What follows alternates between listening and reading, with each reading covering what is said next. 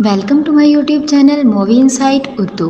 Film की शुरुआत में नदी के नीचे मछली राजा को दिखाया जाता है जो कि एक अंगूठी लेकर बैठा होता है। वो अपनी मेंढक से कहता है कि जिस मछली से मैं शादी करना चाहता हूँ वो कहाँ गई। मेंढक कहता है उसका कुछ पता नहीं चल रहा। इस बात से नाराज मछली राजा इस मेंढक को अपनी तरफ खींचकर इससे कहता है कि नदी नाले तालाब हर जगह उसका पता लगाओ। अगले सीन में रूस के गांव में एक अंधी लोहार का घर दिखाया जाता है जहां लोहार के सो रहे बेटे इवान को उसका कुत्ता आकर जगाता है। इवान दिल का साफ होता है पर वो थोड़ा बेवकूफ भी होता है। जब वो घर से बाहर निकलता है तो भट्टी पर काम कर रहा उसका अंधा बाप उससे कहता है तुम्हें भी ये लोहार वाला काम सीख लेना चाहिए, आखिर मैं कब तक जिंदा रहूंगा। इवान कहता है हाँ सीख लूंगा। फिर इसका बाप खाने के लिए उसे मछलियां पकड़ लाने को कहता है तो इवान एक बाल्टी और कांटे लेकर मछली पकड़ने के लिए निकल पड़ता है। इवान बर्फ से जम चुकी एक नदी पर जाता है और एक सुराख से पानी के अंदर कांटा डालता है, लेकिन तभी पानी में बुलबुला फूटने लगता है।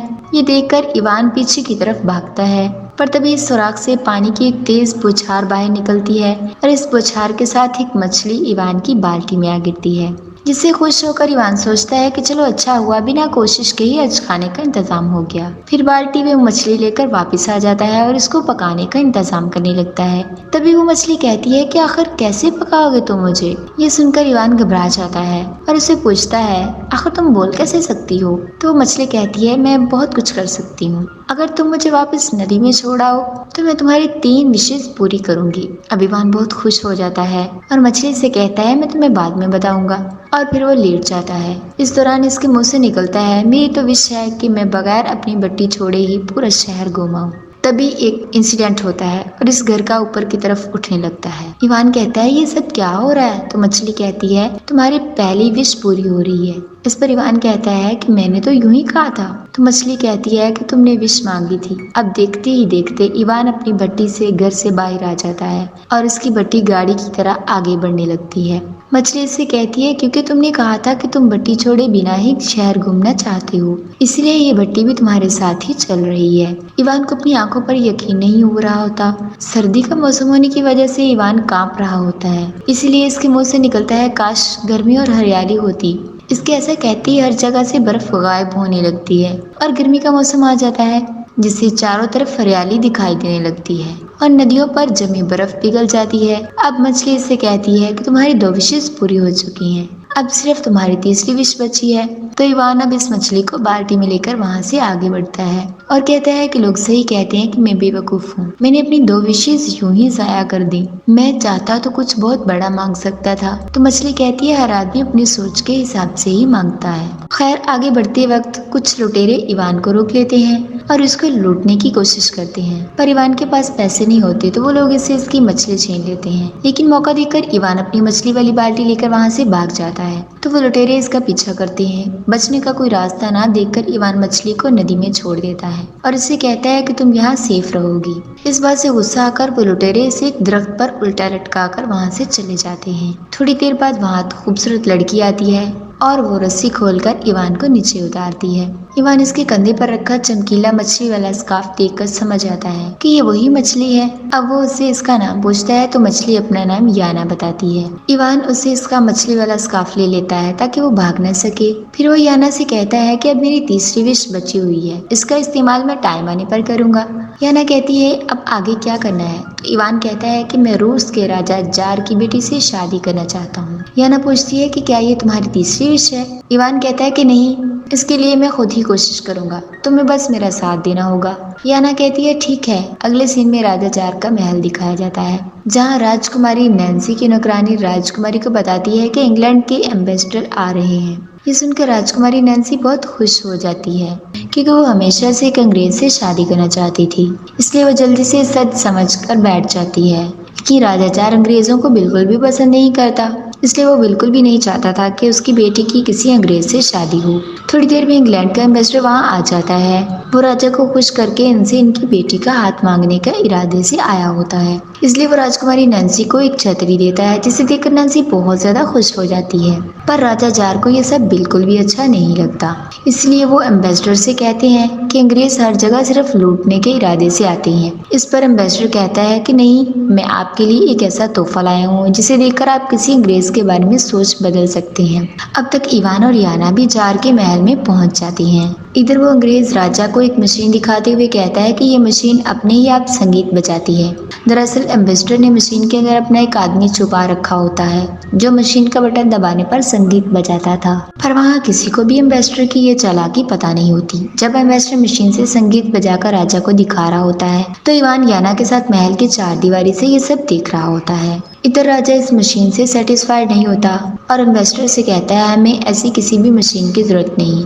पर नैन्सी अंग्रेज एम्बेसडर पर फिदा होती है और वो इसी से शादी करना चाहती है। इस दौरान एम्बेसडर नैन्सी का हाथ चूमने लगता है। राजा को समझ नहीं आ रहा होता कि आखिर वो अपनी बेटी को कैसे समझाए, लेकिन तभी इवान वहाँ भागता हुआ आता है और राजा से कहता है कि आपको राजकुमारी की शादी किसी अंग्रेज से करने की जरूरत नहीं। आपके लिए कोई ऐसा इंस्ट्रूमेंट लाऊंगा जो आप ही संगीत बजा सके।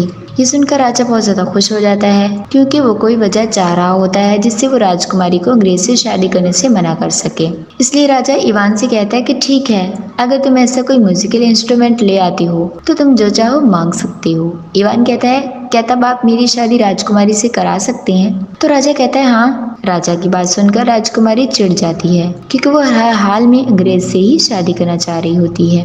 इसे इवान पसंद नहीं आता, इसलिए वो इवान को डराने की कोशिश करती है, पर इवान अपनी बात पर कायम रहता है। अब राजा अपने आदमी से इवान को इस खोज पर जाने के लिए नए कपड़े और जूते देने को कहता है क्योंकि इवान गरीब था और उसने पैर में सिर्फ फटे हुए मोजे पहन रखे थे। इस बात से इवान बहुत खुश हो जाता है और बाहर आकर वो ये बात याना को बताता है। याना इसे कहती है कि ऐसा इंस्ट्रूमेंट मौजूद तो है पर इसको लाना बहुत ही मुश्किल है। इवान पूछता है ऐसा क्यों है, तो वो उसे बताती है कि इंस्ट्रूमेंट अंधेरे जंगल में एक बिल्ले के पास है। अब तक जो भी इसे लाने गया वो कभी जिंदा नहीं लौटा। इवान पूछता है कि किस तरह का खतरा है वहाँ, तो याना कहती है बिल्ले का म्यूजिकल इंस्ट्रूमेंट ऐसा है कि अगर वो खुशी से गाना बजाता है तो इंसान नाचने लगता है और रुकता ही नहीं। फिर जब इंसान नाचते नाचते थक जाता है तो वो बिल्ला इसे खा जाता है, और अगर बिल्ला गम का गीत बजाता है तो इंसान रोते रोते सो जाता है, तब वो इसको खा जाता है। सुनकर इवान कहता है फिर तो ये बहुत ही खतरनाक काम है, लेकिन मैं ये खतरा उठाऊंगा। इसके बाद वो एक थैले में खाने का सामान भरकर याना के साथ इस इंस्ट्रूमेंट की खोज में चला जाता है। इस दौरान ये दोनों कई मुश्किल रास्तों से गुजरते हुए अंधेरे जंगल के करीब पहुंच जाते हैं। वहाँ याना इवान से कहती है कि यहाँ से आगे तुम्हें अकेले जाना होगा। वहाँ चारों तरफ लोगों के स्केलेटन और हड्डियां पड़ी होती हैं। तभी एक बिल्ले की आवाज सुनाई देती है जो इससे कहता है कि ये स्केलेटन उन लोगों के हैं ये जहाँ मेरा म्यूजिकल इंस्ट्रूमेंट लेने आए हैं। क्या तुम्हें भी वो म्यूजिकल इंस्ट्रूमेंट चाहिए? तो इवान कहता है हाँ। बिल्ला कहता है इसलिए तुम्हें मेरा एक टेस्ट पास करना होगा। अगर तुम मेरे इंस्ट्रूमेंट का गीत सुनने के बाद खुद पर काबू रख पाए तो मैं तुम्हें अपना ये इंस्ट्रूमेंट दे दूंगा। फिर वो इवान से पूछता है कि गम के गीत बजाऊं या खुशी के। इवान कहता है कि गम के गीत, तो अब वो बिल्ला गम के गीत गाते हुए अपना इंस्ट्रूमेंट बजाने लगता है। पर हैरानी की बात ये होती है कि इवान को इस गीत से कोई फर्क ही नहीं पड़ता और इवान इस गाने के आगे की लाइनें गाने लगता है। ये देखकर वो बिल्ला इवान से पूछता है कि तुम्हें इस गीत की लाइनें कैसे पता है, तुम इस गीत को बजाने से दुखी क्यों नहीं हुए? तो इवान कहता है कि मेरी माँ बचपन में मुझे ये रोज गाना सुनाती थी, इसलिए मुझ पर इसका कोई फर्क नहीं पड़ता। बिल्ला शर्त हार चुका होता है, इसलिए वो इवान से कहता है कि अगर तुम मेरा म्यूजिकल इंस्ट्रूमेंट ले जाओगे तो मैं तो भूखा मर जाऊंगा। इस पर इवान इसे अपने थैले से निकालकर काफी कुछ खाने पीने को देता है, जिससे खुश होकर बिल्ला इवान से कहता है कि इस म्यूजिकल इंस्ट्रूमेंट के साथ साथ मैं भी तुम्हारे साथ चलूंगा। आज से तुम मुझे अपना दोस्त समझो। दूसरी तरफ नदी के पास बैठकर इवान का इंतजार कर रही याना से मिलने मछली का राजा मेंढक आता है और उसे कहता है कि मछली राजा तुम्हें हर जगह ढूंढ रहा है, इसलिए तुम इनके पास चलकर जल्दी से इनसे शादी कर लो। याना कहती है कि उनको बता दो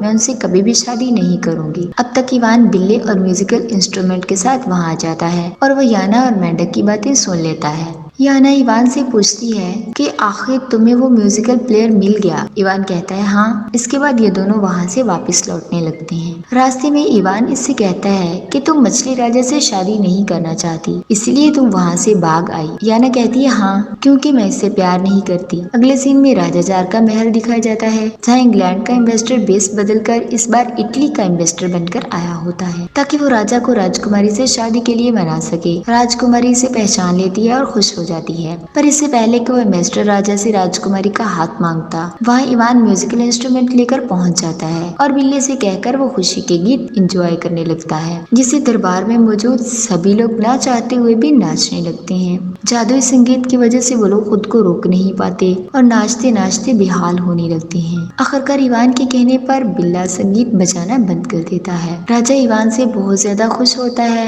और इससे कहता है कि तू तो बहुत कमाल का म्यूजिक इंस्ट्रूमेंट लाया है, इसीलिए ये बिल्ला और इंस्ट्रूमेंट अब से हमारे महल में रहेंगे। अब इवान राजा से कहता है कि शर्त के मुताबिक अब मैं आपकी बेटी नैन्सी से शादी करूंगा। तो राजा कहता है हाँ, पर नैन्सी बहुत ही मक्कार और घुमंडी थी, वो सिर्फ इस अंग्रेज एम्बेसडर से ही शादी करना चाहती थी। इसलिए इवान से शादी ना करने के लिए वो चालाकी दिखाते हुए इससे कहती है कि अगर तुम सच में मुझसे शादी करना चाहते हो तो तुम मेरे लिए कुछ ऐसा करो जिससे मुझे लगे कि तुम वाकई मेरी खातिर कुछ कर सकते हो। भोला भाला इवान नैन्सी की चालाकियां समझ नहीं पा रहा होता और नैन्सी से कहता है ठीक है, मैं तैयार हूँ, बताओ कौन सा काम करना है। दरअसल नैन्सी इसे एक ऐसा मुश्किल काम देना चाहती है जिसे वो कभी भी पूरा ना कर पाए और यहाँ लौट कर कभी वापस आए ही ना। इसलिए वो इवान से कहती है कि मैं तुम्हें कल इस काम के बारे में बता दूंगी। इसके बाद इवान याना के पास जाता है। इवान को खुश देखकर याना इससे पूछती है कि राजकुमारी और तुम्हारी शादी तय हो गई।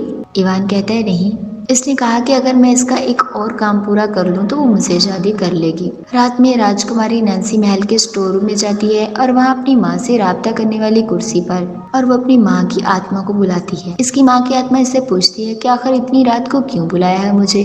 तो नैन्सी कहती है कि मैं इस इवान को कोई ऐसा मुश्किल काम देना चाहती हूँ जिससे वो कभी भी पूरा ना कर पाए और मुझे इससे हमेशा के लिए छुटकारा मिल जाए। तो इसकी माँ की आत्मा इसे एक मुश्किल काम बताती है। अगले दिन प्लान के मुताबिक राजकुमारी के कहने पर इन्वेस्टर राजा को एक मशीन दिखाते हुए कहता है कि इस मशीन में सलाद डालो तो अपने आप ही कट जाता है और फल डालो तो जूस भी अपने आप ही निकल जाता है। दरअसल इन्वेस्टर ने इस मशीन के अंदर भी एक अपना आदमी छुपा रखा था, जो सब काम करता था और बाहर सबको लगता था कि मशीन ये काम कर रही है। इन्वेस्टर राजा से पूछते हैं कि आपके राज्य में ऐसी कोई मशीन है। इससे पहले कि राजा कोई जवाब देता, अपनी माँ के प्लान के मुताबिक नैन्सी राजा से कहती है कि पापा क्या इवान कोई ऐसी मशीन या कुछ ला सकता है जो अपने आप ही खाना परोस दे और आप ही खाना समेट दे। तो राजा कहता है कि ऐसे जादुई मेजपोश के बारे में मैंने सुना तो है पर हकीकत में कभी नहीं देखा। तो नैन्सी चालाकी दिखाते हुए इनसे कहती है कि अगर इवान ऐसा जादुई मेजपोश ले आता है तो मैं इससे शादी कर लूंगी। फिर राजकुमारी की शर्त के मुताबिक इवान याना के साथ वो जादुई मेजपोश ढूंढने के लिए निकल जाता है। रास्ते में याना इसे बताती है कि वो जादुई मेजपोश जॉन और रॉन नाम के दो भाइयों के पास है। कई सालों पहले वो दोनों शहर छोड़कर एक पहाड़ी इलाके में रहने आ गए हैं। दोनों ने बैठे बिठाए खाने पीने की चीजें मिल जाती हैं, इसलिए वो लोग आलसी हो गए हैं और खाते खाते इनका जिस्म इतना फूल गया है कि वो दोनों अब ज्यादा चल फिर भी नहीं सकते। इस तरह बातें करते करते वो दोनों एक बुजुर्ग मियाँ बीवी के घर में रुकते हैं। गरीब होने के बाद भी दोनों में बहुत ज्यादा प्यार होता है। वहाँ से आगे बढ़ने पर याना इवान से कहती है कि दो लोगों में प्यार सुई धागे की तरह होता है, जिसमें एक के बिना दूसरा अधूरा होता है, जैसे कि इस बुजुर्ग मियाँ बीवी में ही था। बातें करते करते ये दोनों खूबसूरत हरे भरे खेतों के बीच से गुजर रहे होते हैं और आखिरकार इस पहाड़ी इलाके में पहुंच जाते हैं जो कि ऊंची ऊंची चट्टानों से बना हुआ था। इन्हीं ऊंची ऊंची चट्टानों के बीच भारी भरकम जिस्म वाले दोनों भाई जादुई मेजपोश पर बैठे हुए होते हैं। फिर वो जादुई मेजपोश से 56 खाने की चीजें मांगते हैं। पलक झपकते ही मेजपोश पर मजेदार खाने आ जाते हैं। वो दोनों भाई खाने लगते हैं। पहाड़ी के ऊपर खड़े इवान और याना ये सब कुछ देख रहे होते हैं। फिर जब ये दोनों भाई खाते खाते थक जाते हैं तो इवान उनके पास आता है और उनसे मेजपोश मांगता है। इस बात से वो दोनों भाई बहुत ज्यादा नाराज हो जाते हैं और इवान के सर पर एक नारियल मारकर इसे बेहोश कर देते हैं। अब इवान को उठाने के लिए याना वहाँ आती है और दोनों भाइयों से कहती है कि एक बार अपना मुंह पानी में तो देखो। याना के कहने पर जब दोनों भाई अपनी शक्ल पानी में देखते हैं तो खुद को पहचान ही नहीं पाते, क्योंकि इतने सालों में खा खा कर दोनों जानवरों के जैसे हो गए थे। खुद को इस तरह देखकर दोनों भाई बहुत दुखी हो जाते हैं और याना से कहते हैं कि हमें कोई तरीका बताओ जिससे हम भारी भरकम से थोड़े जिस्म वाले हो जाएं। तो याना कहती है सबसे पहले तो तुम दोनों को इस जादुई मेजपोश से छुटकारा पाना होगा ताकि तुम लोगों का आलसीपन छूटे और तुम लोग मेहनत करके खाना खाओ। ये सुनकर दोनों भाई याना से कहते हैं कि तुम सही कह रही हो, इसलिए तुम इस मेजपोश को ले जाओ। अब याना इस मेजपोश को लेकर वहाँ से निकलती है। अब तक इवान को भी होश आ चुका होता है। वापस लौटते वक्त रास्ते में इवान फूलों के बागीचे से राजकुमारी को देने के लिए फूल चुनने लगता है। तो याना इसे कहती है, अब तक तो तुम्हें समझ जाना चाहिए कि नैन्सी तुमसे शादी नहीं करना चाहती। वो जानबूझकर तुम्हें इतने मुश्किल काम दे रही है जिसे तुम पूरे न कर सको, और वो तुमसे छुटकारा पाना चाहती है। लेकिन इवान दिल का साफ होता है, इसलिए वो याना से कहता है कि ऐसा नहीं है। अब इवान याना का हाथ पकड़कर उसे बताता है कि किस तरह वो राजकुमारी को प्रपोज करेगा। इसकी अच्छाई और मासूमियत देखकर याना को भी इवान से प्यार हो जाता है, पर वो इसे जताती नहीं।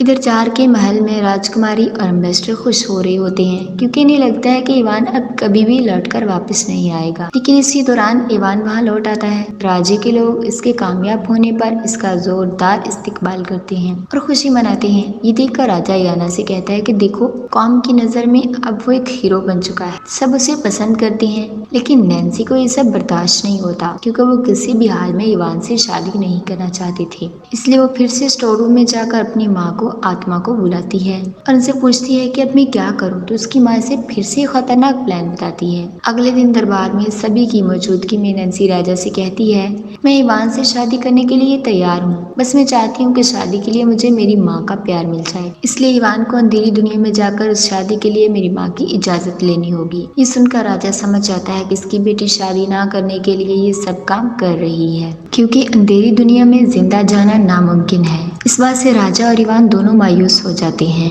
लेकिन इवान इस काम के लिए भी हाँ कर देता है। इसके बाद वो याना के पास जाता है और याना इससे कहती है कि जिस जगह जिंदा जाना मतलब मौत के मुंह में जाना है, क्योंकि वो दूसरी दुनिया है। इवान पूछता है वहाँ कैसे जाया जा सकता है, मैं वहाँ अकेले जाऊंगा। तो याना कहती है अंधेरे जंगल के पार काली नदी है जो खतरे और धुंध से भरी हुई है, इसको पार करने पर अंधेरी दुनिया का रास्ता खुलता है। फिर अगले दिन इवान याना के साथ इस दुनिया तक के जाने के लिए निकल पड़ता है, पर इससे पहले कि वो याना को लेकर अपने अंधे बाप के पास आता है, क्योंकि इसे नहीं पता होता कि वो अंधेरी दुनिया से वापस लौट पाएगा या नहीं।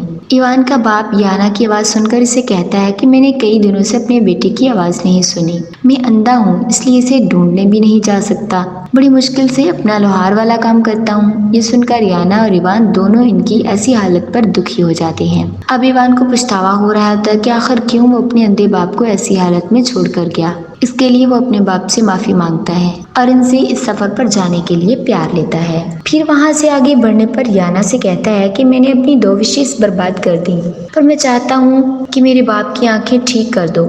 याना इस विश को पूरी कर देती है, जिससे भट्टी पर काम कर रहे इसके बाप की आंखें वापस आ जाती हैं। इसके बाद नदी के पास पहुंचकर इवान याना से कहता है कि वादे के मुताबिक तुमने मेरी 3 विशेष पूरी कर दी हैं। इसके अलावा तुमने मेरा बहुत ज्यादा साथ दिया, पर मैं अब तुम्हें और परेशान नहीं करना चाहता, इसलिए यहाँ से आगे का सफर मैं अकेले ही करूँगा। फिर वो याना को इसकी मछली वाला स्कार्फ दे देता है। अब याना इसे कहती है कि तुम अभी तक मुझे समझे नहीं, हम दोनों का रिश्ता भी सुई धागे की तरह है, इसलिए मैं मुश्किल में तुम्हारा साथ नहीं छोड़ सकती। एक बार तुम कामयाब हो जाओ फिर मैं भले ही चली जाऊं। इवान याना का प्यार समझ नहीं पा रहा होता, इसलिए याना भी खुलकर इसे अपने प्यार का इजहार नहीं करती। फिर भी वो इवान के साथ कश्ती पर सवार हो जाती है और वो दोनों कश्ती से नदी में आगे बढ़ते हैं। आगे जाने पर इन्हें चारों तरफ मूर्तियां दिखाई देती हैं। याना कहती है कि यहाँ से अंधेरे इलाके का सफर शुरू हो जाता है। फिर कश्ती रोककर दोनों वहाँ एक घाटी में उतरते हैं। इवान कहता है कि ये जगह काफी अजीब है। तब इस दुनिया का गार्ड इवान से कहता है कि तुम यहाँ तक कैसे आ गए। याना कहती है कि ये मेरे साथ यहाँ आया है। पापा, ये सुनकर इवान चौंक जाता है। तो गार्ड कहता है कि हाँ, ये मेरी ही बेटी है। इस पर याना कहती है कि जब से तुमने मुझे मछली बनने के लिए मजबूर किया तब से मेरा आपका कोई रिश्ता नहीं। तो गार्ड कहता है कि मुझे कुछ टाइम के लिए मजबूरी में ये करना पड़ा ताकि तुम दुनिया भर से कुछ सीख सको। याना इनसे कहती है कि हम यहाँ रानी की आत्मा की तलाश में आए हैं। ये सुनकर गार्ड उन दोनों के पास जाता है और उन्हें बताता है कि रानी एक मक्कार औरत थी। उसने राजा की ताकत से हासिल करने के लिए शादी की और गरीबों पर जुर्म किए, इसलिए इसकी आत्मा को इस दुनिया में सजा दी जा रही है, इसे भूखा रखा जा रहा है। फिर गार्ड रानी की आत्मा को वहाँ हाजिर करता है। इवान इनसे कहता है कि शर्त के मुताबिक मैं आपकी बेटी से शादी करने के लिए आपकी इजाजत लेने आया हूँ, पर रानी इसे मना कर देती है। ये देखकर याना अपने बाप से कहती है कि आप कुछ कीजिए। तो उसका बाप रानी को खाने की चीजें दिखाकर कहता है कि तुम भूख से तड़प रही हो। अगर तुम इस भूख का खात्मा करना चाहती हो तो तुम्हें इवान को इजाजत देनी पड़ेगी। मजबूर होकर रानी इसके लिए तैयार हो जाती है। अगले सीन में राजाचार का महल दिखाया जाता है, जहाँ खाने के टेबल के सामने बैठकर नैन्सी और मिस्टर मजे मजे के खाने खा रहे होते हैं। बेचारा राजा दुखी मन से ये सब देख रहा होता है। तभी रानी की आत्मा ट्रे पर दिखाई देती है और वो सबके सामने कहती है कि मैं इस शादी की इजाजत देती हूँ। ये सुनकर राजा तो बहुत खुश हो जाता है, पर नैन्सी बुखला जाती है। उसे यकीन नहीं हो रहा होता कि इवान ने इतने मुश्किल काम को भी पूरा कर लिया। इधर अंधेरी की दुनिया में याना अपने बाप का शुक्रिया अदा करके इवान के साथ कश्ती पर सवार हो जाती है और वापस लौटने लगती है। रास्ते में वो इवान से कहती है कि तुम्हारा सबसे मुश्किल काम पूरा हो गया, अब तुम्हें मेरी जरूरत नहीं है, इसलिए तुम मुझे भूल जाओ, क्योंकि अब वैसे भी तुम राजकुमारी से शादी कर लोगे। पर इवान कहता है कि मैं तुम्हें कभी नहीं भूल सकता और न ही कभी भूलना चाहता हूँ। इस पर याना कहती है कि यहाँ से जिंदा लौटने वालों को अपनी यहाँ यादाश्त गंवानी पड़ती है। दूसरी तरफ गुस्से में तिलमिलाई नैन्सी स्टोर रूम में जाकर अपनी माँ की आत्मा बुलाने वाली कुर्सी तोड़ देती है। इसे इसकी माँ इससे कहती है कि मुझे मजबूरी में इवान को इजाजत देनी पड़ी, क्योंकि मुझे मजबूर किया गया था। मेरे पास एक ऐसी जानकारी है जिससे तुम्हारी सारी परेशानी दूर हो जाएगी। नैन्सी पूछती है वो कौन सी जानकारी है, तो इसकी माँ कहती है कि इवान अकेला नहीं है। अब तक उसने जितने भी कारनामे किए हैं इन सब में उसकी मदद एक जादुई मछली ने की है। और तुम्हें ये तो पता है ना कि हमारे राज्य में जादू के इस्तेमाल पर मौत की सजा दी जाती है। नैन्सी कहती है अब मैं समझ गई। इधर नदी के आगे बढ़ते हुए सुबह हो जाती है। जब इवान की आंख खुलती है तो उसकी कश्ती नदी के किनारे आ चुकी होती है, पर याना से जुड़ी इसकी सारी यादाश्त जा चुकी होती है। इसलिए वो याना से पूछता है कि तुम कौन हो। तो याना कहती है कि मैं बस एक कश्ती चलाने वाली हूँ। फिर वो कश्ती से उतरकर वहाँ से जाने लगता है और उसे ऐसा महसूस होता है कि कुछ हो रहा है। इसके बाद वो नैन्सी के पास पहुंचकर इससे कहता है कि मैंने तुम्हारे सारे काम भले ही पूरे कर दिए हों, पर अब मुझे किसी और से प्यार हो गया है, लेकिन पता नहीं क्यों मुझे कुछ भी याद नहीं आ रहा कि वो कौन है। तो नैन्सी से कहती है कि सारे मुश्किल काम तूने अकेले पूरे किए। इवान कहता है कि नहीं, किसी ने हर बार जादू से मेरा साथ दिया है, पर मुझे याद नहीं आ रहा कि वो कौन है। जादू का नाम सुनते ही नैन्सी सिपाहियों से कहती है सुना तुम लोगों ने, पकड़ लो इसे, इसने जादू टोने की मदद ली है और हमारे राज्य में इसकी सजा मार देने की है। इवान इसकी बात से हैरान रह जाता है कि जिसके लिए इसने अपनी जान खतरे में डालकर इतना सब कुछ किया है वो इसके साथ किस तरह कर रही है। अगले दिन इवान की आंखों पर पट्टी बांधकर सबके सामने से मौत की सजा सुनाई जाती है। राजा ऐसा नहीं चाहता था, पर वो अपने राज्य के कानून से मजबूर था। अब इससे पहले की सजा के मुताबिक सिपाही इवान को गोली मारते। याना वहाँ पहुँच जाती है। वो नैन्सी से कहती है कि तुम इसे छोड़ दो, बदले में मैं तुम्हारी गुलामी करूंगी, और वो अपना मछली वाला स्कार्फ नैन्सी को दे देती है। इस बात से खुश होकर नैन्सी इवान की सजा रद्द कर देती है, पर अब इसमें और भी ज्यादा घमंड आ जाता है, इसलिए वो अपने बाप को एक कमरे में कैद करवा कर खुद रानी बन जाती है। फिर मुकुट पहनने के बाद नैन्सी याना से कहती है कि तुमने मेरी पहली विश को पूरी कर दी। अब मेरी दूसरी विश है कि इंग्लैंड के राजकुमार से अपनी शादी के लिए मेरे पास अपना रिश्ता भेजें। याना की जादू से देखते ही देखते इंग्लैंड के सिपाही नैन्सी के पास राजकुमारी की शादी का प्रपोजल लेकर आते हैं। ये देखकर नैन्सी का आशिक अंग्रेज एम्बेसडर इससे कहता है कि तुम तो मुझसे शादी करना चाहती थी। तो नैन्सी कहती है कि जब मैं इंग्लैंड के राजकुमार से शादी कर सकती हूँ तो मैं तुमसे शादी क्यों करूँ। फिर वह सिपाहियों से कहकर एम्बेसडर को महल में झाड़ू पोछे पर काम पर लगा देती है। दूसरी तरफ वहाँ से बाहर निकाला जा चुका इवान हर उस जगह पर भटक रहा होता है जहाँ वो याना के साथ गया हुआ होता है, पर इसे कुछ भी ठीक से याद नहीं आ रहा होता। फिर जब वो रात के अंधेरे में अपने बाप के पास जाता है तो जॉन और रोन दोनों भाई भी वहाँ आए होते हैं।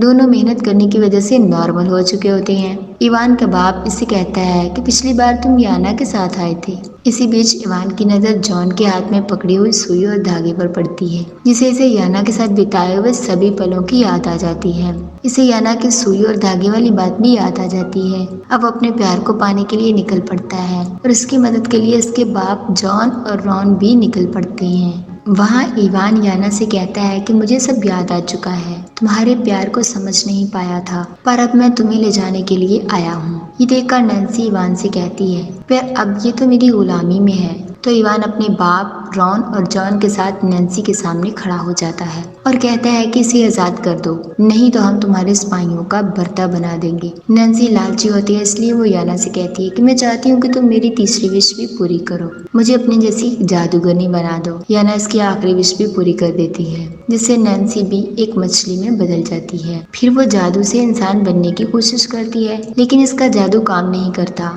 तो वो याना से कहती है कि जादुई मछली सिर्फ दूसरों की विश पूरी करती है, अपनी नहीं।